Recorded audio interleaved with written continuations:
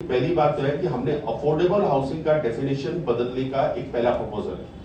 तो affordable housing का definition में रेंटल हाउसिंग और उसी के अंदर में working women hostel, old age home, जिसको हम सीनियर सिटीजन होम बोलते हैं, student hostel, industrial workers and studio apartments, मतलब सिंगल बैचलर्स जो आते हैं, इस कंपोनेंट को अफोर्डेबल हाउसिंग में लाना। दूसरा जो है कि मुंबई का जो आर्थिक डेफिनेशन है अफोर्डेबल हाउसिंग का, आर्थिक मर्यादा, उसको इंक्रीज करने का हमने प्रपोज किया है। और तीसरा जो सबसे बड़ा एलिमेंट है कि रेंटल हाउसिंग को प्रमोट करने के लिए हमने ऐसा प्रपोज किया है कि एक अतिरिक्त एफएसआई, माने मुंबई के लिए 0.5 एफएसआई और एमएमआर के लिए 0.2 FSI over and above the prevailing FSI free of cost उपलब्ध किया जाए।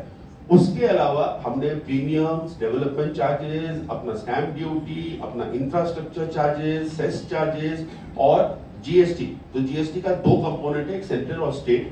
तो स्टेट कंपोनेंट का तो क्या स्टेट डिसीजन ले सकती है, बट सेंट्रल कंपोनेंट का जो डिसीजन है वो काउंसिल ऑफ मिनिस्टर्स जो है उनके पास जाएगा। तो ऐसे करके अलग अलग घटक के द्वारा अगर हम ये सब डिसीजन गवर्नमेंट लेती है, जो हमने प्रस्तावित किया, और मुझे उम्मीद है कि गवर्नमेंट उस पर पॉजिटिव विचार करेगा, क्योंकि गवर्नमेंट को भी पैसे की, माने पैसे इन द सेंस की फाइनेंस की जरूरत है, बजट ऑलरेडी कंस्ट्रेन है गवर्नमेंट के लेवल पे। तो ये उनके विषय होने पे मैं उस पर ज्यादा बोलना नहीं चाहूंगा, बट ओवरऑल अगर ये सब किया जाए तो हमारी कोशिश ये है इन सजेशन के द्वारा कि रफली आज जो अफोर्डेबल हाउसिंग का प्राइसिंग है मुंबई में, चाहे वो हमारी हो या चाहे वो हमारी, तो कमी है प्राइवेट सेक्टर में जो है, प्रोवाइडेड वो ईडब्ल्यूएस एलआईजी का घर है। मैं सिर्फ ईडब्ल्यूएस और एलआईजी की ही बात कर रहा हूं, अफोर्डेबल हाउसिंग की ही बात कर रहा हूं। तो इन सब माध्यम से 25 से 30% प्राइस कम हो सकती है। But again I said it's a policy decision at the level of the government, because they also will have to see the revenue and the finance.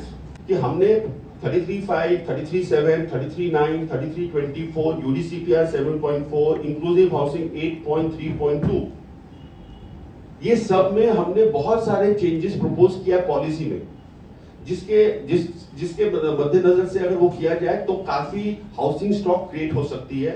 और जो टीथिंग प्रॉब्लम्स है, देखिए अगर हमेशा हम ऐसा स्टैंड लेंगे कि डेवलपर ही गलत रहता है, ऐसा नहीं, ये एक सिम्बायोसिस होना चाहिए।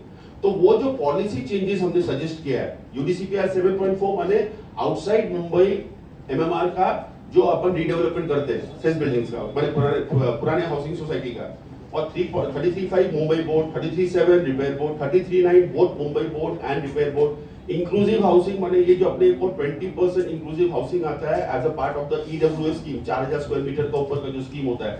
तो ये जो चेंजेस प्रपोज किया है, ये चेंजेस अगर पॉलिसी में आती है, जिसपे यूडी विचाराधीन है, लेकिन मुझे ऐसा लगता है कि एक उच्च स्तरीय बैठक होना चाहिए, क्योंकि काफी दिनों से ये प्रस्ताव गई है और अर्बन डेवलपमेंट डिपार्टमेंट के अप्रूवल के बिना वो पॉलिसी चेंजेस हो नहीं सकता।